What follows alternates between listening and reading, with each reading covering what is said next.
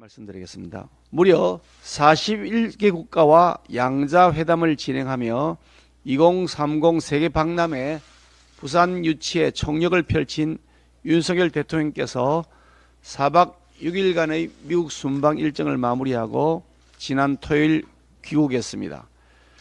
양자회담을 가진 국가의 숫자가 보여주듯이 순방 내내 눈코 뜰 새 없이 숨가쁜 일정을 수행했을 것으로 보입니다.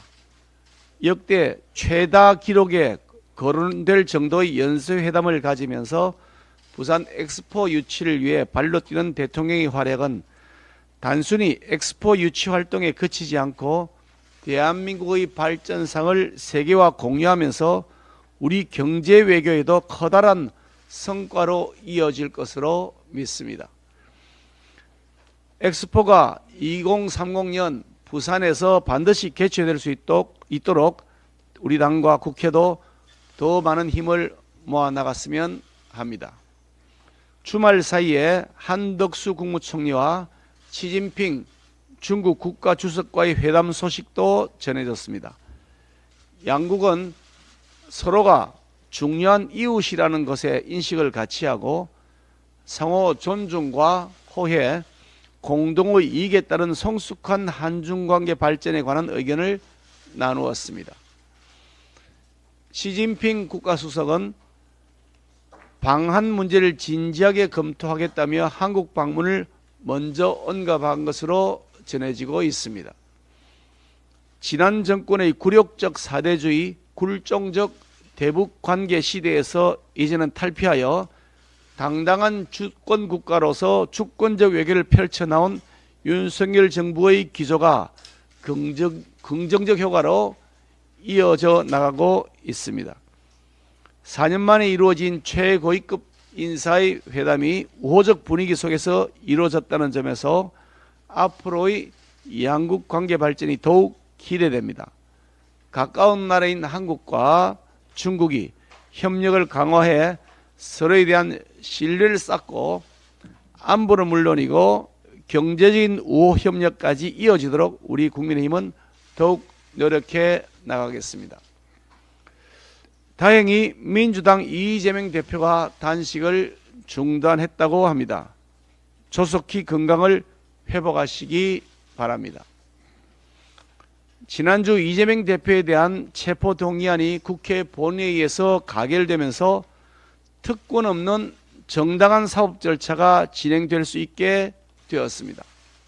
민주당 역시 이재명 대표의 개인적 사법 리스크로부터 해방되어 공당 본연의 역할과 본분을 되찾고 여당과 함께 민생 정책에 집중할 수 있을 것이라고 기대했습니다. 그러나 지난 사흘간 민주당이 보여준 행태는 실로 참담한 실정이었습니다. 배신, 가결표 색출, 피의 복수와 같은 소름 끼치는 마녀 사냥이 벌어지고 살인 암시 글까지 등장한 한편 소속 의원들이 국회법이 규정한 비밀투표의 원칙을 어기고 부결 인정사진을 공개하기도 했습니다. 가짜뉴스라면 타의 추종을 불허하는 김의겸 민주당 의원은 이 대표 영장 담당 판사가 법무부 장관과 대학 동기라는 가짜뉴스를 생산해냈습니다. 조금만 검색해봐도 누구나 알 수 있을 단편적인 사실조차도 확인하지 않은 거짓말 자판기다운 행태를 반복한 것입니다. 민주당 지도부는 한 발 더 나아가 국회의원, 보좌진, 시도당 등 당의 조직을 총동원하여 이재명 대표에 대한 구속영장 기각 요구 탄원서 제출을 강요하고 있고 구속을 대비한 석방 요구 결의안 이야기도 회자되고 있습니다.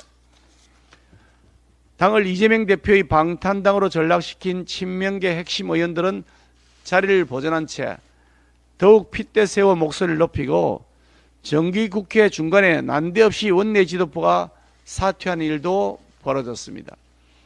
민주당이 이런 혼란을 거듭하면서 국회의 정상적 운영이 어려워짐에 따라 민생 입법 공백의 피해는 고스란히 국민들이 몫이 되고 말았습니다.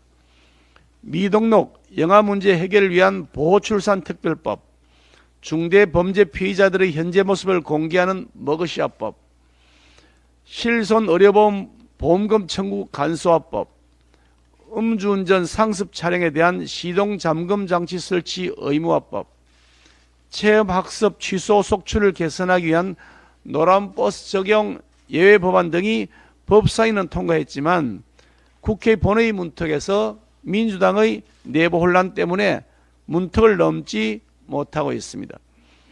민주당이 민생까지 방탄의 볼모로 잡아서는 안 될 것입니다. 민생 법안의 조속한 처리에 민주당이 전향적 자세를 취해줄 것을 촉구합니다. 이재명 대표에게도 부탁합니다. 자신의 개인적 토착 비리 혐의 때문에 민생이 내팽개쳐지고 민의의 전당인 국회가 마비되는 오늘의 현상이 하루속히 시정될 수 있도록 협조해 주시기를 바랍니다. 지난 주말 대통령께서 뉴욕에서의 유엔 총회 참석 일정을 마치고 귀국하셨습니다. 4박 6일 일정 동안 총 41개국 정상들과 양자회담을 가지는 강행군을 이어갔는데 개별적인 경제 성과도 성과지만 대통령께서 얼마나 절실한 마음으로 부산 엑스포 유치에 애썼는지를 짐작할 수 있습니다. 중국에서도 반가운 소식이 전해졌습니다.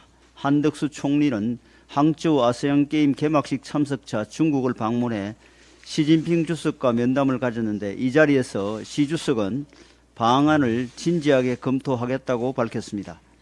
일각에선 우리 정부의 외교 전략이 미일에 치중해서 중국을 소홀히 한다는 비판을 했는데 이와 같은 일들을 보면 기우에 불과하다는 것을 알 수 있습니다.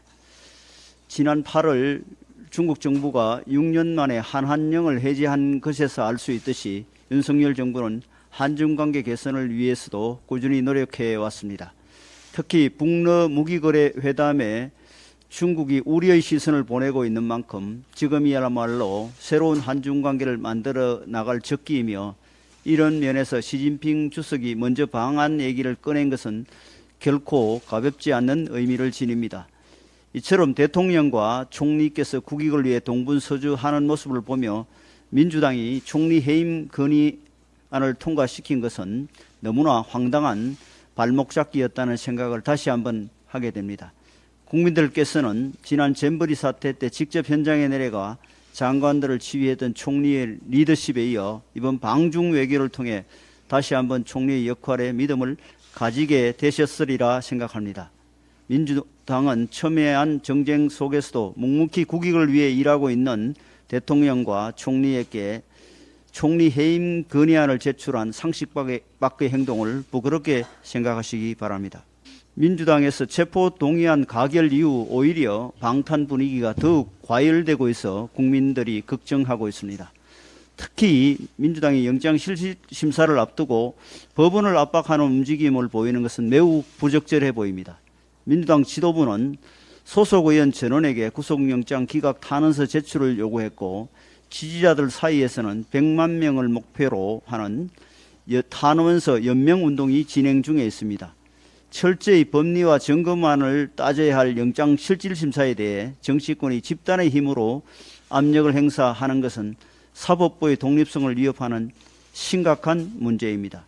심지어 민주당 김의겸 의원은 이재명 대표 영장실질심사를 담당할 판사로 법무부 장관의 대학 동기가 선정됐다는 주장을 했다가 사실무근의 가짜뉴스임이 밝혀졌습니다.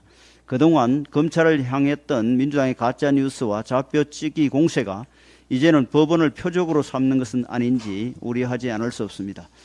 이와 함께 민주당 내부에서는 인민재판을 방불케 하는 배신자 색출 움직임이 일어나는 것도 매우 걱정스럽습니다. 체포동의안 가결 투표를 한 의원들을 매국노, 친일파 등에 비유하며 찾아내 징계하거나 출당시켜야 한다는 위협이 가해지고 있는데 이런 국회의원이 국민의 대표자로서 양심에 따라 투표한다는 헌법 제46조와 국회법 제114조 2에 반하는 비민주적 반헌법적 행태입니다. 더구나 체포동의안 투표 전 민주당은 의원총회에서 별도 당론을 정하지 않겠다고 결정한 바 있는데 민주당 민주적 과정을 거쳐 결정된 사안에 대해 공산당에서나 볼 법한 전체주의식 보복을 하는 것은 21세기 민주주의에선 생각조차 힘든 일입니다.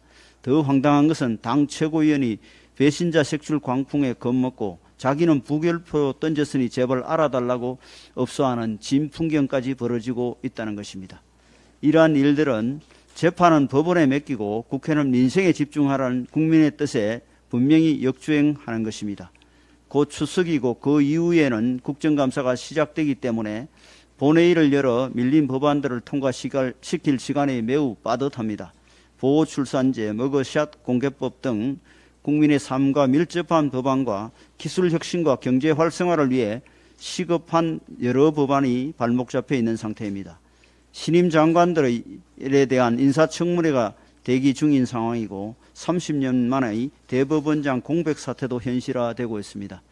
이재명 대표의 영장실질심사를 앞두고 민주당은 국회를 인질 삼아 구속 시에는 국가 시스템에 중요한 문제가 생기고 입법 마비가 올 것이라고 경고하고 있는데 이는 심각한 사법방해이자 국민에 대한 위협입니다.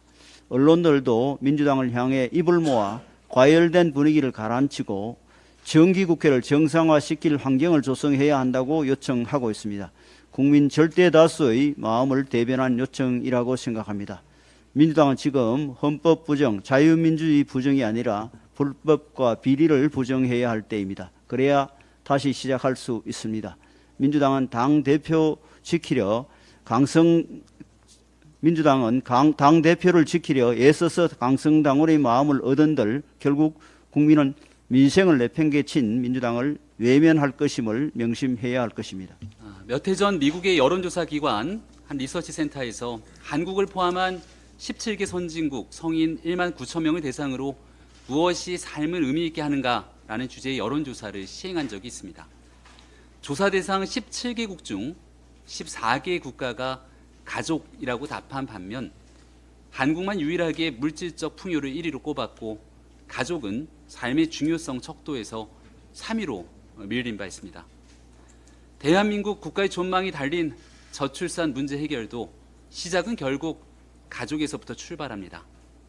가족이 우리 삶에 더 큰 의미가 될 수 있도록 정부가 담당해야 할 역할은 더 커져야 할 겁니다. OECD의 가족 데이터베이스에 따르면 2022년 기준 육아휴직 기간 소득 대체율이 한국은 44.6%로 나타났습니다. OECD 38개 회원국 중 27개국이 비슷한 제도를 운영 중인데 한국의 소득 대체율은 이 중 17번째로 하위권에 머물러 있습니다. 실제 육아휴직 사용은 OECD 국가 중 최하위권에 대한민국이 머물고 있는데 결국 낮은 소득 대체율이 육아휴직을 고민하는 엄마 아빠들을 가로막는 커다란 허들이 되어버린 셈이기도 합니다. 육아휴직 사용으로 인한 소득 손실의 문제는 저소득층 근로자일수록 더 크게 다가올 수 없는 만큼 육아휴직 급여의 소득 대체율 상향도 적극적으로 고려하여 육아휴직 사용에 문제가 되는 허들을 낮출 필요가 있습니다. 아이 키우기 좋은 대한민국을 위해서 또 가족의 의미를 되찾고 모든 가족의 행복이 더 커질 수 있도록 국민의힘이 먼저 앞장서 노력하겠습니다. 오늘 첫 번째 출발을 알리게 될 국민의힘의 아름다운 가족 네트워크 이 특별위원회가 가족의 행복을 키우고 우리 사회 가족의 문제를 해결해 나아가는 큰 역할을 맡아주기를 기대합니다. 가짜뉴스 제조기 김의겸 의원의 거짓말이 또 말썽을 일으키고 있습니다. 김의겸이 김의겸했다는 말이 나올 정도로 가짜뉴스를 퍼뜨리고도 뭐가 문제냐는 무책임 정치 전형이 계속되고 있습니다. 지난날 청담동 술자리라는 기상천외한 거짓말로 여의도를 뒤흔든 김의겸 의원의 망언은 훗날 새빨간 거짓말임이 만천하에 드러났지만 시간이 지나고 난 뒤에도 이런 가짜뉴스를 진실로 믿는다는 국민의 숫자가 적지 않음이 여론조사를 통해서 확인된 바 있습니다. 취재에 구멍이 있었다는 둥, 업계에서 통용되는 잔기술이라는 둥, 말도 안 되는 변명으로 본인 가짜뉴스를 정당화시키려 하지만 결국 지지층 결집과 함께 정치 공격의 대상이 되는 집단의 좌표를 찍는 극단 정치의 폐해가 바로 이런 김의겸 의원의 극단적인 가짜 뉴스를 통해서 더 확대된다고 볼 수 있습니다. 김 의원을 필두로 하는 민주당은 가짜 뉴스로 지지층을 결집해 사법부를 압박하려는 막잔 정치를 즉각 중단하기를 다시금 촉구합니다.